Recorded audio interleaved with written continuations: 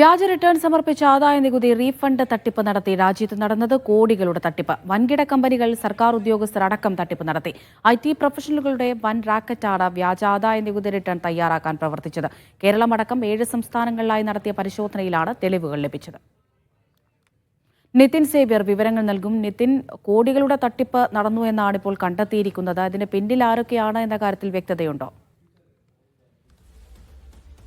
ശ്രമിക്കാത്ത തരത്തിലൊരു തട്ടിപ്പാണ് ഇപ്പോൾ നടത്തിയിരിക്കുന്നത്. വ്യാജ ആദായ നികുതി റിട്ടേൺ തയ്യാറാക്കി വലിയ തോതിലുള്ള റീഫണ്ട് തട്ടിപ്പ്, കോടികളുടെ തട്ടിപ്പ് രാജ്യത്ത് നടന്നുവെന്നാണ് ഇപ്പോൾ IT വകുപ്പ് കണ്ടെത്തിയിരിക്കുന്നത്.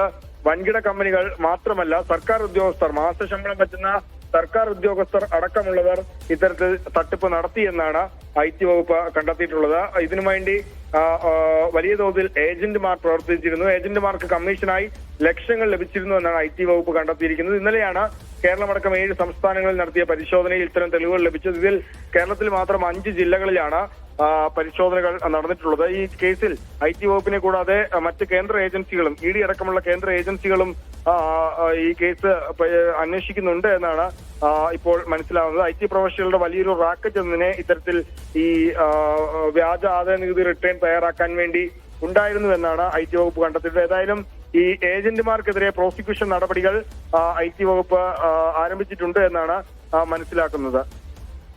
ശരി.